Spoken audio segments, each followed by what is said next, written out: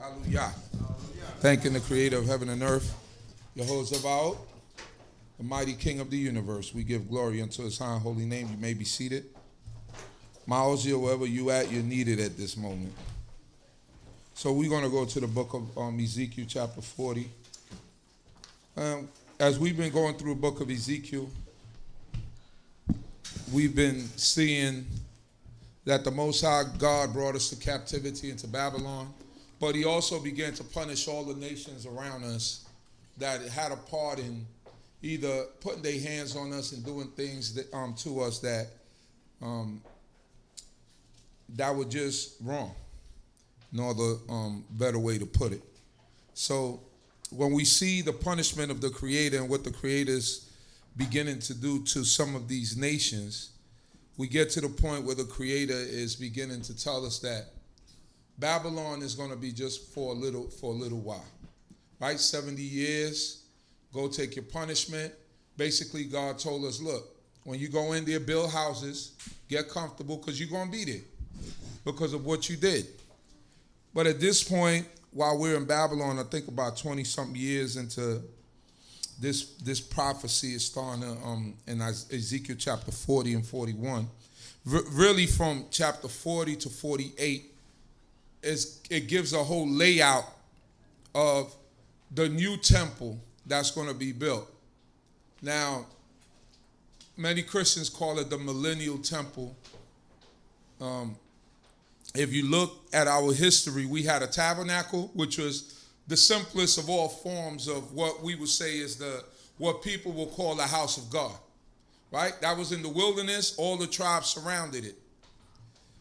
Then we also know about King David. King David wanted to build a temple before the Creator. That was about 1000 BCE. God told him, no, your hands is too dirty because of war and all of the things that Melech Dawi did. He said, let your son do it, Solomon.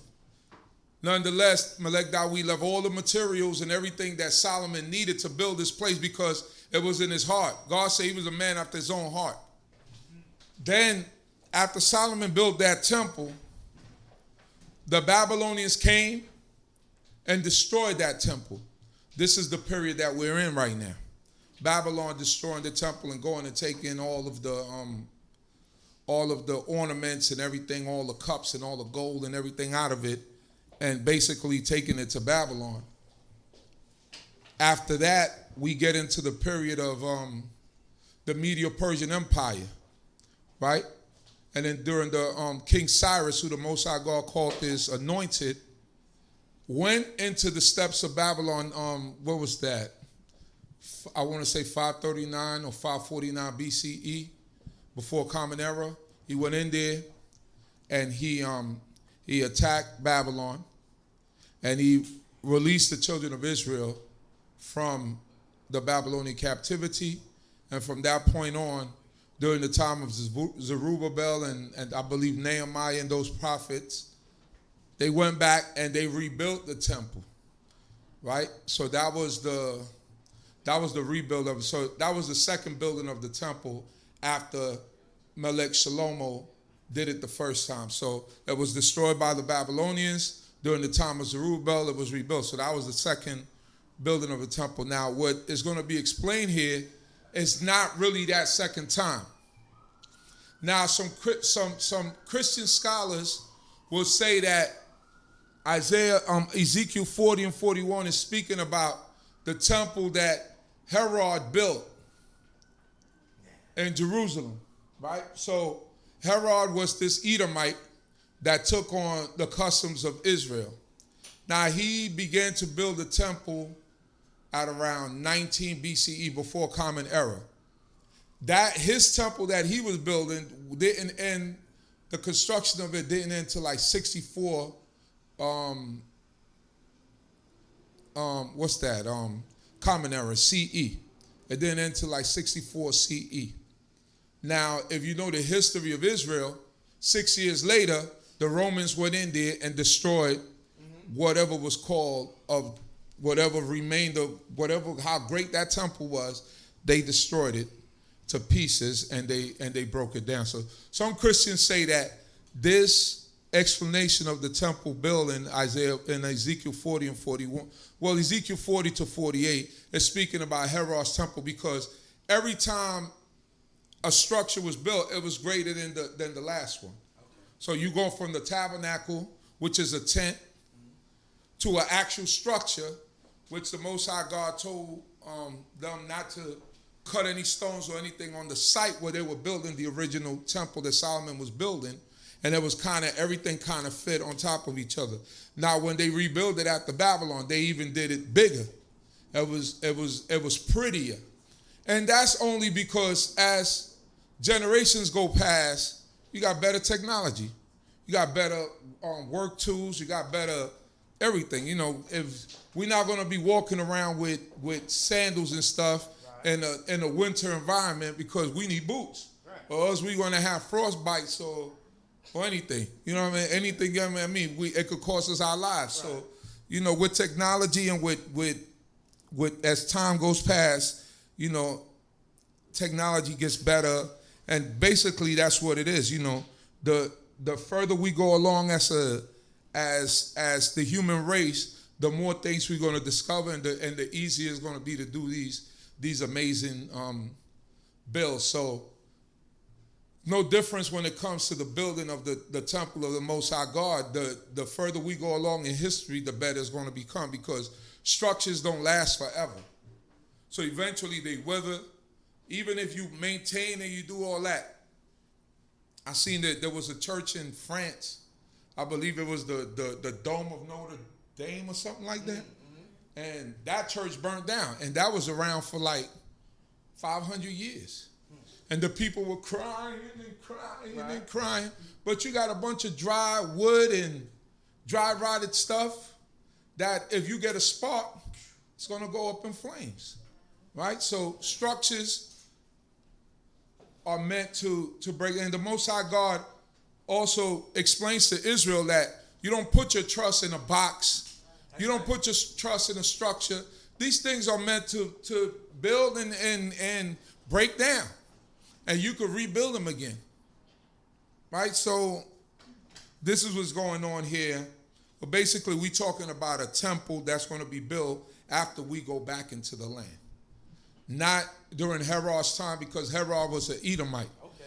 Edomite was not going to be in charge. Although he took on the ways of Israel, he was not going to be in charge of building a temple for the Creator. Gotcha. That's going to be the job of Israel.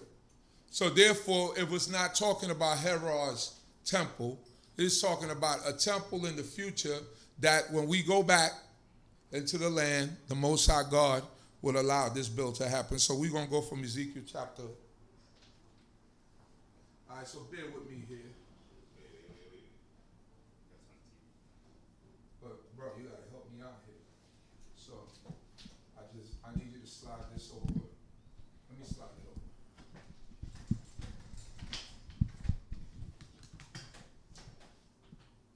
And to the people online, I think my Uzziel is going to attempt to follow along as we go and we do this. It's basically a video. We're going to read along some L, and then we're going to stop, and we're going to just show what's going on. Let me get this one right there so I can probably, you know what? It should be powered. It should be powered. It should be good. So, nah, you could leave it right there, because I think it has enough juice.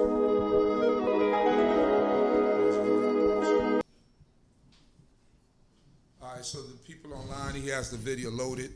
You have to actually follow what's going on here, Miles. Whenever I pause, you pause. All right? So just pay attention to it. You're going to see what's going on here.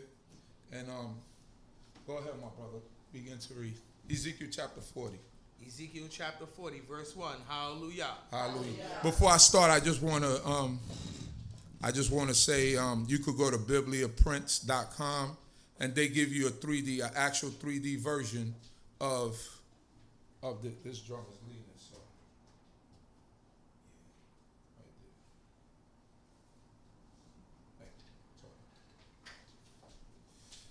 there. Let's go. In the 25th year of our captivity, in the beginning of the year, in the 10th day of the month, In the 14th year after that, the city was smitten, and the selfsame day, the hand of Yahweh was upon me, and he brought me thither.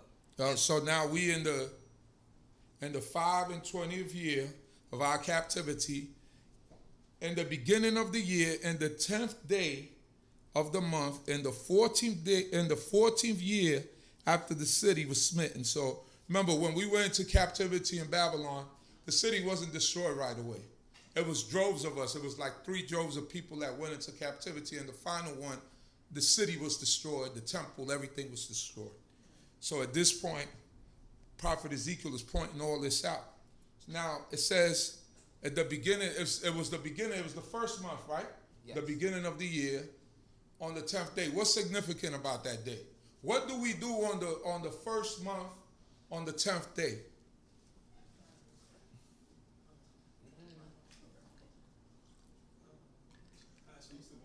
Passover, but what do we do for the Passover? What's that? What do God tell us on the first month, on the 10th day? What did he command the children of Israel to do? Put out all leaven from the house. You got to have that out by the first day of unleavened bread. So we separated the goat. Right. Oh, right. Nothing hard. Ain't no trick question. All right. Thinking too hard. You separated the goat. Thinking too hard. Ain't nothing to this, but it's since the day is there, let's see if we sharp. Let's see if we paying attention. Okay. All right. So it's a lot of measurements here. So some of y'all might fall asleep. I don't blame you, because listen. Let me tell you the truth. In reading this stuff, unless you're an architect, this stuff is no fun. It's the measurements, but you have to go through it because it's part of the scripture, and we're going in order. And it fell on me to do this part. So, although I'm not an architect, maybe somebody like Samaz I call who works with buildings and measurements and things of this nature will be a little bit easier for him to do. But with me, it just looks like numbers. I wouldn't have a clue how to start measuring and where to start out lining this up or lining that up. So I went to the internet. Okay. This is what I tell kids all the time, right? Right. If I had it in my time the way you guys have it now, I'll be a straight. I was a pretty good student, but I couldn't get anything wrong. Right. Because you could Google anything. Mm-hmm. When we used to have to go to the library and sit down and put in hours of research and writing down and making photocopies and bringing back, you could do it in your fingertips. You copy and you paste. So, you got a 3D scale of what we are about ready to read now. And he's going to explain it measurement by measurement. Why would I go out of my way to try to explain this when someone already put in the work? And y'all could actually visually see it. Right. And it'll make sense. Make it plain. Let us read. In the vision of God, brought he me into the land of Yisrael, and set me down upon a very high mountain, whereon there was a frame of a city on the south. You hear that? So now he brought me upon so this vision that we play. Let me see here. Oh, here we go. It's all right. The frame of a city right here.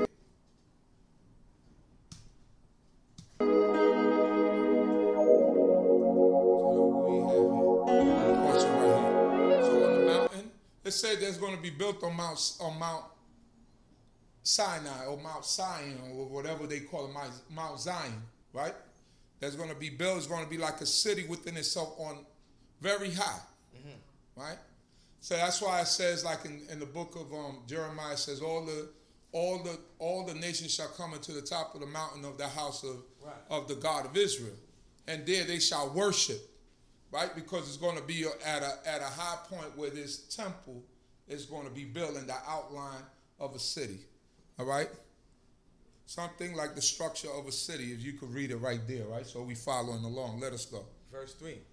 And he brought me thither, and behold, there was a man whose appearance was like the appearance of brass, with a line of flax in his hand, and a measuring reed, and he stood at the gate. So, a man that appeared like brass, right? Brass is not a light color, it's a dark color, right? So he appeared before him. This is a vision. This is not like him actually, like, conscious. This is him maybe daydreaming or having a afternoon nap, and this vision came to him. And this man come with the measure of a reed. So now in those times, the measure of a reed is about 10.2 feet, 10.2 inches. It's about the measure of a reed. Some other measurements, it's like 8.75 feet. So more or less, if we round it over about 10 feet as the measure, is basically a measuring stick or a measuring tape. You see how when contractors come and you need something done in the house, well, in those days they had something more basic, like a standard stick or a yardstick, like as we see today, which is a yardstick is how many? It's 3 feet. 3 feet, right? A yardstick. So back then it was 10 feet. So they'll come with that stick and measure, and they knew what they needed in order to make things fit and make things go the way that they needed to go. So let us go. Verse 4. And the man said unto me, Son of man, behold with thy eyes and hear with thy ears, and set thy heart upon all that I show thee. For to the intent that I might show them unto thee, art thou brought hither? Declare all that thou seest to the house of Israel. So listen with your ears and see with your eyes, and what I showed you, declare to the house of Israel. I mean, because the job of a prophet is to go tell the children of Israel what is it that comes of the Most High God. So let them know what's happening. At this point, we kind of going to flow along. Let's go. Verse 5. And behold, a wall on the outside of the house round about, and in the man's hand a measuring reed of 6 cubits long, of a cubit and a hand's breadth each. So he measured the breadth of the building 1 reed, and the height 1 reed. All right, so let me play along here. Let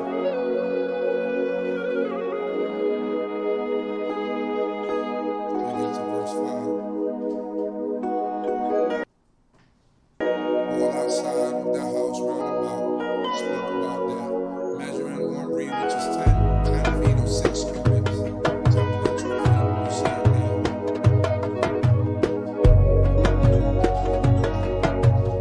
So now read on. We're going to get to 6 Verse 6. Then came he unto the gate which looked toward the east, and went up the steps thereof, and he measured the jamb of the gate 1 reed broad, and another jamb 1 reed broad. Hold on for a second. So now, going up, you see the steps there, right? Right? The door. This is, I can't explain it better than this. Each door is 10.2 feet, a reed wide. Right? That's how big, enormous the doors are going to be. Right? Threshold of the gate. Blah, blah. This is Ezekiel 40, verse 6. 10 feet wide. So now, go to the next verse. Verse 7. Verse 7. Every cell was 1 reed long and 1 reed broad, and the space between the cells was 5 cubits, and the jamb of the gate by the porch of the gate were within 1 reed. So these are the cells right here. So these little cells right here is basically where guards are going to be. Right? And between each cell is going to be like little cells where guards are going to be protecting the temple. Right here. Or the temple site. At the entrance of the east gate. So now, verse 8. Verse 8. He measured also the porch of the gate toward the house 1 reed. Then measured he the porch of the gate 8 cubits. Hold on for a second. So verse 8 right here. Porch of the interior 1. Says, he measured also the porch of the gate towards the house 1 reed, 10 feet, right? 10.2 feet. And then the next part is verse 9. Verse 9. Then measured he the porch of the gate 8 cubits, and the post thereof 2 cubits. So the verse 9 is 8 cubits, which is a little bit. 6 cubits is the 1 reed, which is 10 feet, right? So 8 cubits is a little bit longer, right? So this is all is explaining. I'm telling you, this is just, I'm just going to go along with the video. Let us go. And the porch of the gate was inward. Verse 10. Verse 10. And the cell of the gate eastward were 3 cubits on this side and 3 on that side. They 3 were of one measurement, and the post had one measure on this side and on that side. So right here, verse 10, the guard chambers. You see it here? One side pillar, one side pillar. That's what it's explaining. What we just read, verse 11. And he measured the breadth of the entry of the gate 10 cubits, and the length above the gate therein 13 cubits. Wait. You got it there. You see it? Verse 12.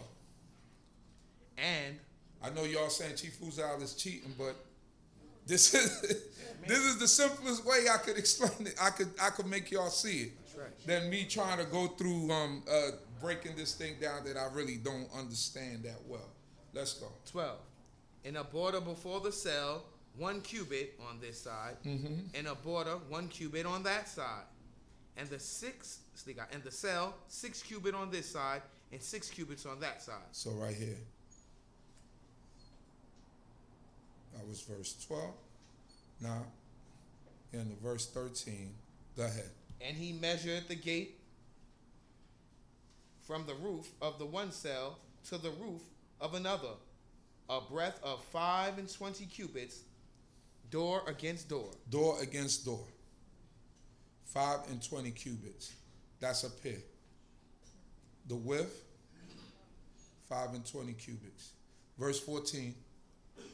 And he made also the post of 80 cubits, even unto the post of the court and the gates round about. And Verse 15, hold on.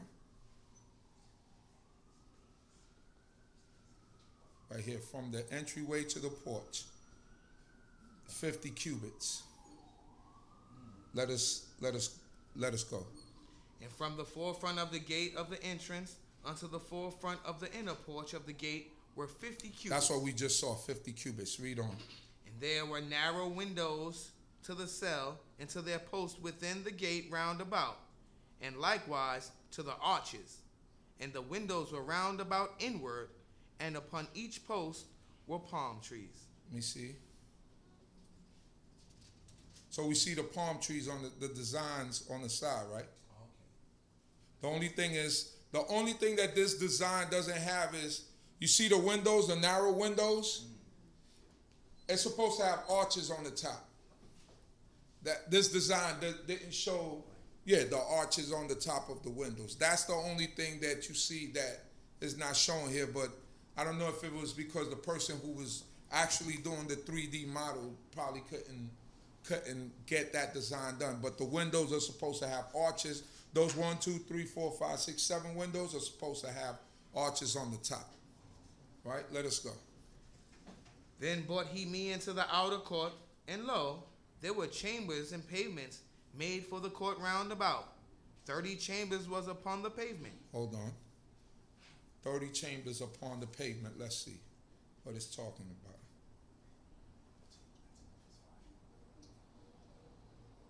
The palm trees. 17. Outer courtyard, and 30 chambers upon the pavement. So that's 1, 2, 3, 4, 5, 6, 7, 8, 9, 10, 11, 12, 13, 14, 15. You see the chambers going around? Mm-hmm. The little houses going around. And the outskirts. Mm-hmm. Do you see them? Little white houses? Yeah. Not the actual entrances where the tall points where the people are at, but the little flat little squares going around. Those are the 30 chambers going around. Right? No, this is tedious. I know some of you might fall asleep, but I got to go through this. Let us go. 18. And the pavement was by the side of the gate, corresponding unto the length of the gate, even the lower pavement. Hold on. Let's go here.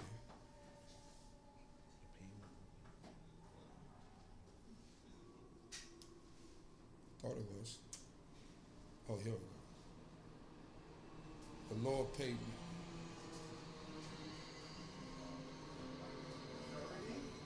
30. Those were the chambers. But remember, everything is supersized. So 18 pavement, same length as the gates. Verse 19, let's go. Then he measured the breadth from the forefront of the lower gate unto the forefront of the inner court without, 100 cubits eastward, as also northward. All right. Right here, you see the measurements. 100 cubits eastward and northward. Let us go. And the gate of the outer court that looked toward the north, he measured the length thereof and the breadth thereof. And the cells thereof were 3 on this side and 3 on that side. And the posts thereof and the arches thereof were after the measurement of the first gate. The length thereof was 50 cubits, and the breadth thereof 20 and 5 cubits. Mm-hmm. And the windows thereof, and the arches thereof, and the palm trees thereof were after the measure of the gate that looks towards the east. And it was ascended by 7 steps, and the arches thereof were before them. All right. Let's see what they're talking about here.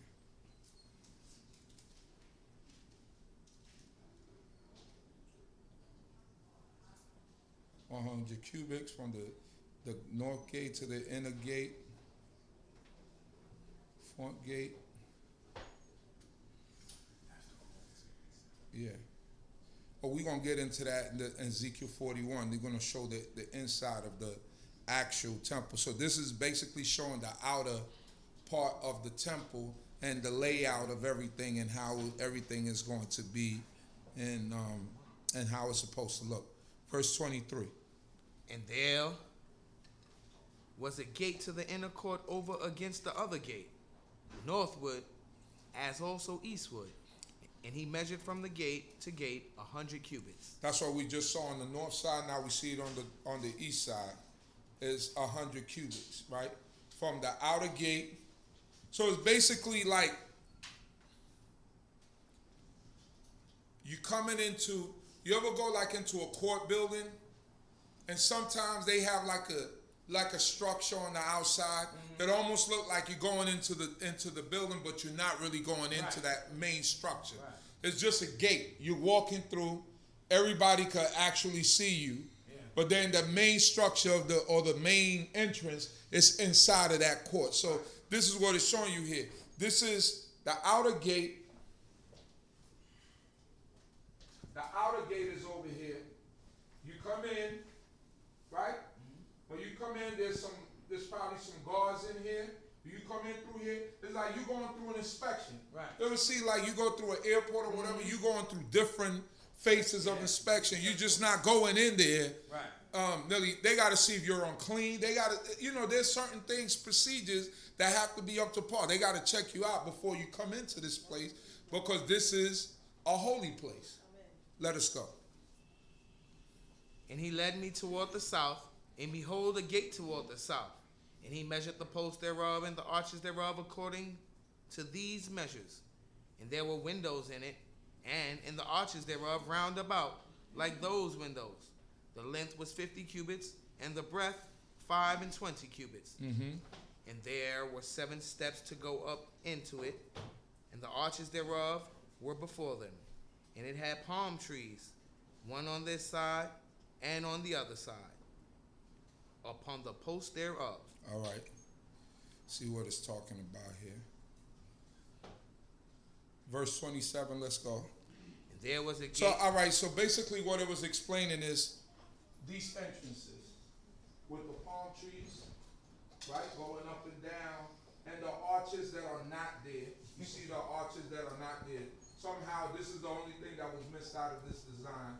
That's what we just read. Let's go. Verse 27. There was a gate to the inner court toward the south, And he measured from gate to gate toward the south 100 cubits. Then he brought me to the inner court by the south gate, and he measured the south gate according to the measure, and the cells thereof, and the pots thereof, and the arches thereof, according to the measure. And there were windows in it, and in the arches thereof round about. And it was 50 cubits long, and 25 cubits broad. And there were arches round about, 25 cubits long, and 5 cubits broad. Verse 31.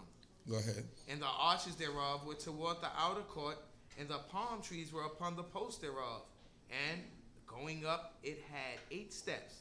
And he brought me into the inner court toward the east, and he measured the gate according to these measures, and the cells thereof, and the posts thereof, and the arches thereof according to these measures.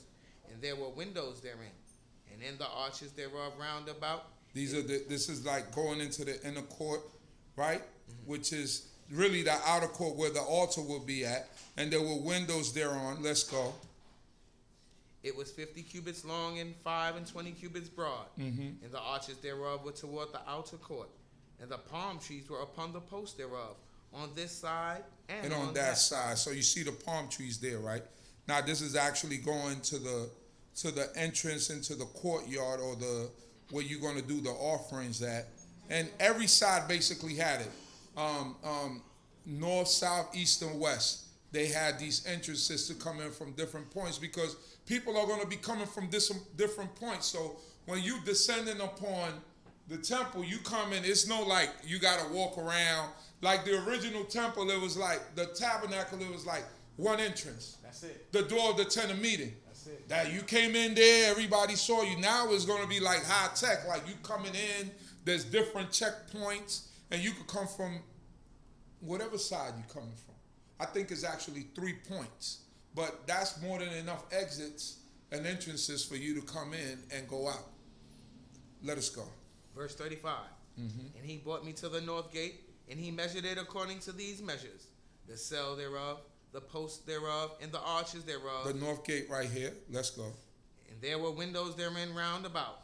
The length was 50 cubits, and the breadth was 25 cubits. And there were windows. It's not showing the windows here, but all of these, there would have been windows over here. I guess it was the way that that it was done.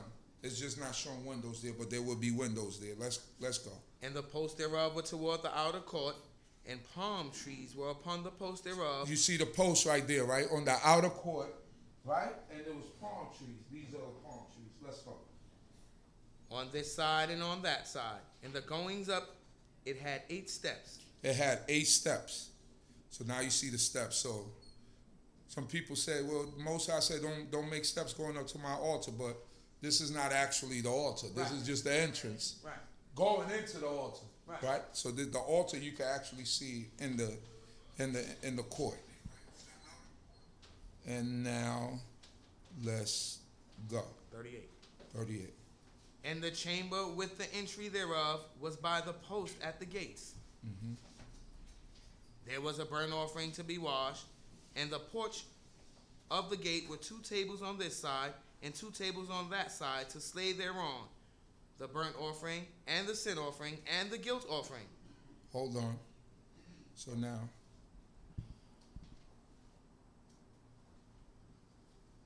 in the porch of the gate, there were 2 tables on this side and 2 tables on that side to slay the sin offering, right?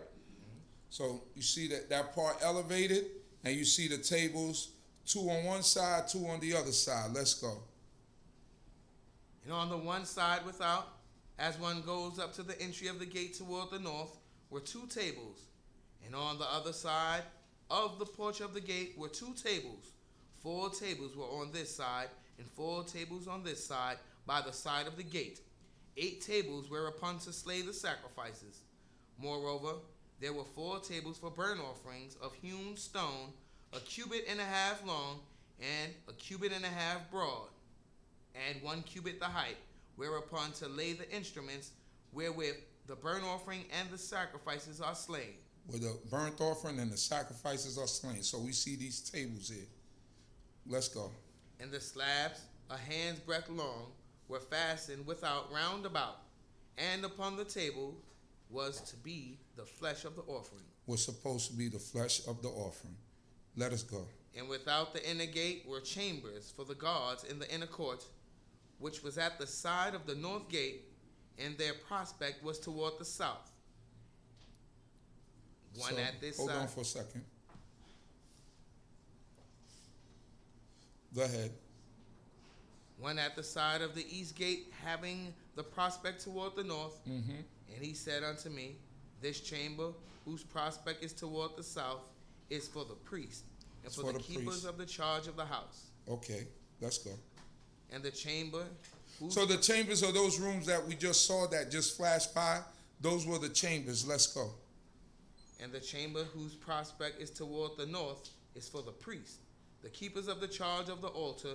These are the sons of Zadok, who from among the sons of Lewi came near to Yahweh to minister unto him. Mm-hmm. And he measured the court 100 cubits long and 100 cubits broad, 4 square, and the altar was before the house. And the altar was before the house. Just want to, give me 1 second here.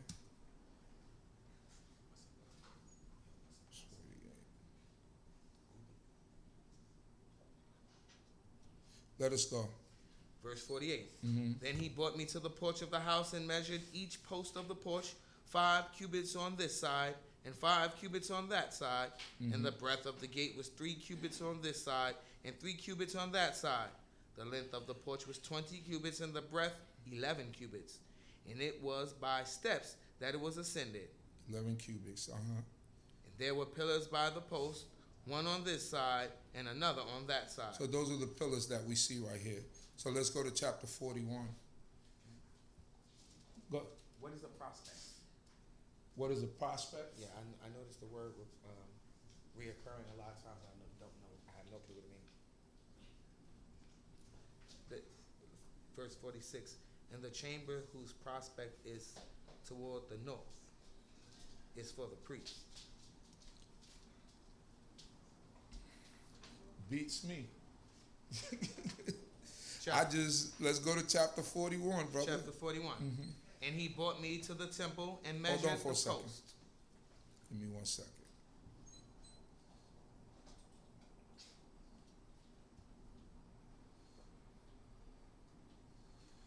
Chapter 41.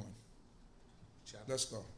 And he brought me to the temple and measured the posts, 6 cubits broad on the one side and 6 cubits broad on the other side, which was the breadth of the tent. That was the breadth of the tent. Let's go. And the breadth of the entrance was 10 cubits, and the sides of the entrance were 5 cubits on the one side and 5 cubits on the other side. So you see, these are like exact measurements. Like these are plans that are actual architect would have to have, because when you measuring out houses and rooms and things of that nature, things have to be exact. I mean, you work with builders, so you know, like, you have to know the exact measurements, because you got to know how much BX cable to buy, how you going to run it, which way you're going to run it, how you can run it. So electrician has to have the plan. The plumber has to have the plan. The carpenter definitely has to have the plan.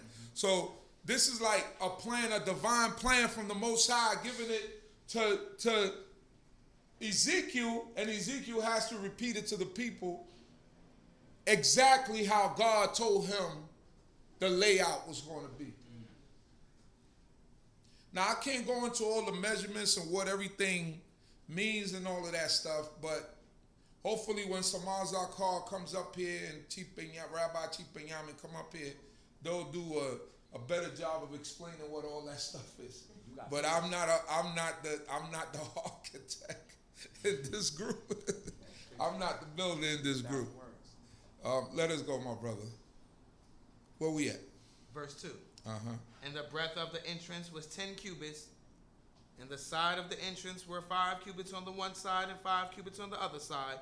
And he measured the length thereof 40 cubits, and the breadth 20 cubits. 20 cubits, we just saw that. Verse 3. Then went he inward and measured each post of the entrance 2 cubits, and the entrance 6 cubits, and the breadth of the entrance 7 cubits. And he measured the length thereof 20 cubits, and the breadth 20 cubits. So now we like into what we see here is like the holies, and now we going into the holies of holies. Right? I do know this part because this is, no matter how we look at the structure, Right. it's just supersized, but it's really just remaining the same. Right. Especially when we get into the chambers of the holy and then the holies of holies. Like in the new temple, the menorah is huge. Yeah. Right? It's huge, but in the tabernacle, in the tent, or in the tent of meeting, it wasn't as big. The table of showbread wasn't as big as the one in the temple, right? So, but here you can see the same layout. You have a holy place that you go in, and then you go into the holies of holies. Right. And it's going to be probably curtains up here. It's going to be something separating it, and usually the incense table will be right by that doorway. Right there before you go in to the holies of holies. Let's go. What verse you in, my brother? The middle of 4. Middle of 4. Before the temple. And he said unto me, This is the most holy place. Verse 5. Then he measured the walls of the house 6 cubits, and the breadth of every side chamber 4 cubits round about the house on every side. So 6 cubits. So the walls were 10 feet wide. So the walls inside the holy and the holies of holies surrounding it were 10 feet wide, 6 cubits. That's how wide they were. And then the measure between each chamber, as you see on the bottom, it said 4 cubits. Let's go. The side chamber were one over another, 33 times. And there were cornices in the wall, which belonged to the house, for the side chamber round about, that they might have hold therein, and Where not you at? have What hold. verse you in? Middle of 6. Middle of 6. Go ahead. And not have hold in the wall of the house. So basically, it showed you the layout of the house without the roof over the actual place, the holy and the holies of holies. Let's go. Verse 7. And the side chamber were broad as they wound about higher and higher, for the winding about of the house went higher and higher round about to the house. Therefore the breadth. Those are the steps. They got spiral steps going up to each floor, because now we have levels. The tabernacle didn't have levels. It was one flat frame, right? Now we got levels. You going up steps.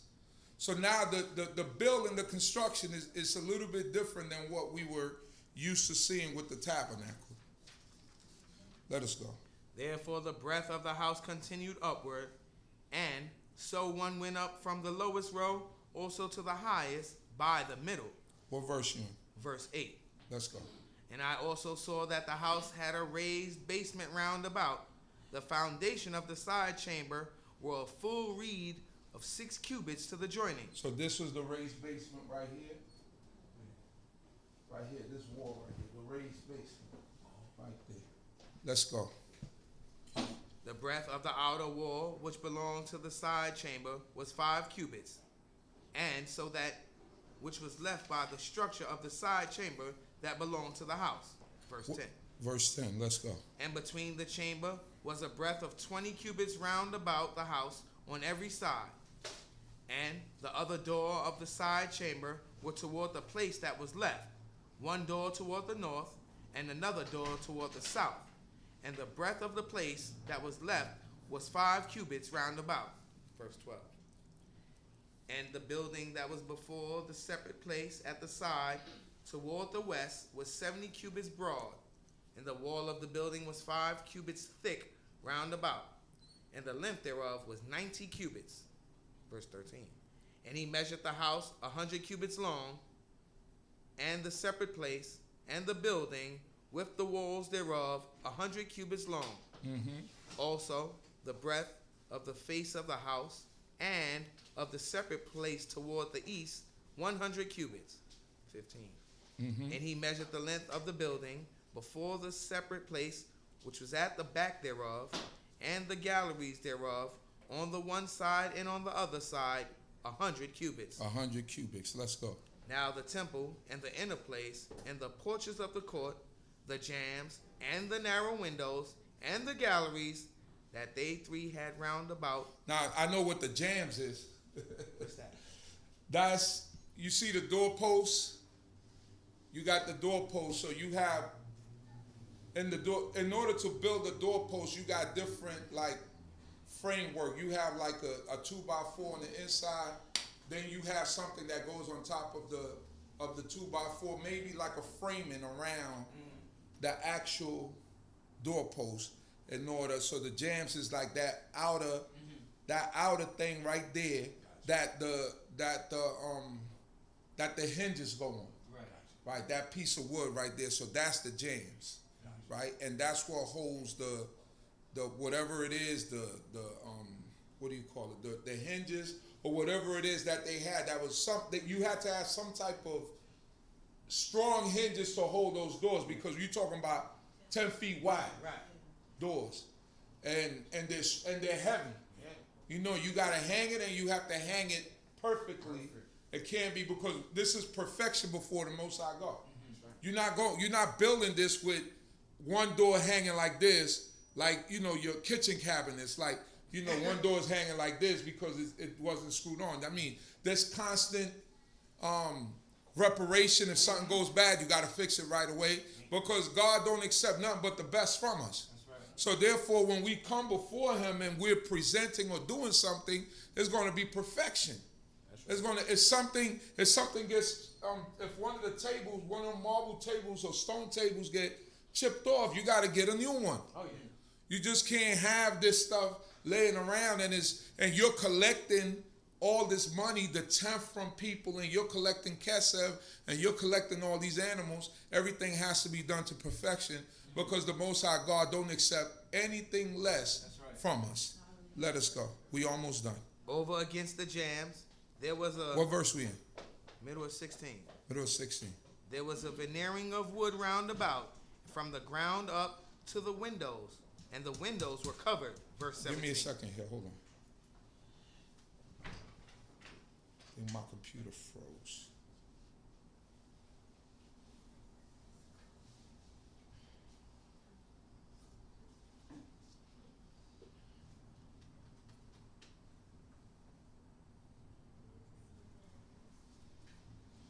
Go ahead. And the windows were covered. Verse 17. So you see the windows are covered there. To the space above the door, even unto the inner house, and without, and on all the walls round about, within and just without. Just look at the computer right there. All right, stop it, Miles, here. That's fine. Because this froze over here. Let's go. What verse you in? 18. Uh-huh. And it was made with cherubim and palm trees. So you see the cherubim and palm trees inside of that temple? So this is for people who say, oh, you can't make pictures of anything, or you can't hang pictures up and stuff like that. Look at that. That's a lot of cherubim.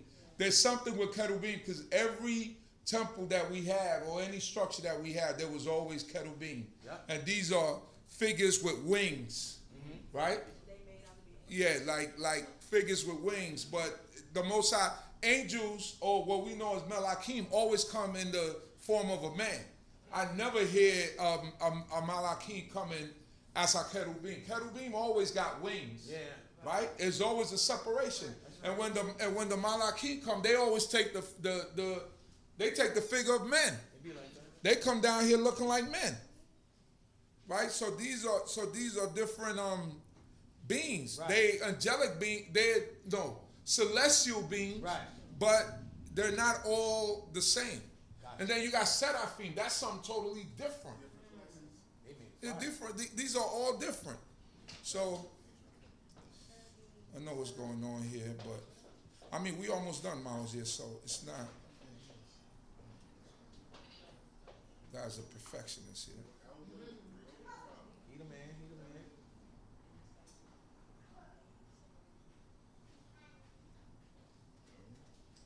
Right there. You was almost there. I just press play. All right, we good.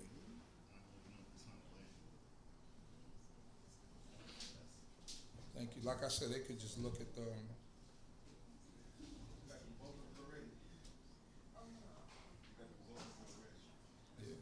It's this laptop that's acting up. So go ahead. Let's go. Let's read. Let's finish it up. And a palm tree was between the cherub And the you see the palm tree between each cherub right there. What verse you in? Middle of 18. 18. Let's go. And every cherub had 2 faces. And every cherub had 2 faces. That's something outside of this world. Right. Every cherub had 2. You see? 2 faces. Let's go. Pause it. Pause it. Let's go. Verse 19. Uh-huh. So that there was the face of a man toward the palm tree on the one side, and the face of a young lion toward the palm tree on the other side. I don't know why it say young lion, but that's what it is. That means they don't have as much mane. Right. Right? It's probably like a face with not that much mane on it, but that's what the Most High wanted in this new temple. The face of a man and the face of a lion. We can't explain it, but that's how God does it. And that's how he does things. So that's for all the people that said we can't hang. Most High said, don't make these graven images to do what? Worship. Bow down to. Right, and that's to worship. But we had to have artists that are able to do these things in order for these things to be accomplished. Let us go. Thus was it made through all the house round about. From the ground unto above the door were cherubim and palm trees, and so on the wall of the temple. And as for the temple, the jambs were What verse squared. you in? Verse 21. Verse 21. And as for the temple, the jambs were squared, and the face of the sanctuary had the appearance such as the appearance. Such as the upper. That's the sanctuary right there. Let's go. And the altar, 3 cubits high, and the length thereof 2 cubits, was of wood, and so the corners thereof. The length thereof and the walls thereof were also of wood. And he said unto me, this is the table that is before Yahweh. And the temple and the sanctuary had 2 doors, and the doors had Press play. 2 leaves apiece. Right. Yeah. Let's go. 2 turning leaves, 2 leaves for the one door, and 2 leaves for the other door. For the other door. Let's go. And there were made on them, on the doors of the temple, cherubim and palm trees, like as were made upon the walls. And they were thick beams of wood upon the face of the porch without. And there were narrow windows and palm trees on the one side and on the other side, and the side of the porch. And there were also brackets of the house and the thick beams. That's it. Right? Yes, sir. That's it. Toda Abba. Now we got through that. Thank you to bibliaprints.com. Yes. Chief, I just want to let you know that prospect meant view. Prospects means view. Thank you. Thank you very much, my sister. So I thank the creator of heaven and earth for the internet and YouTube and things that you're able to see. Yeah.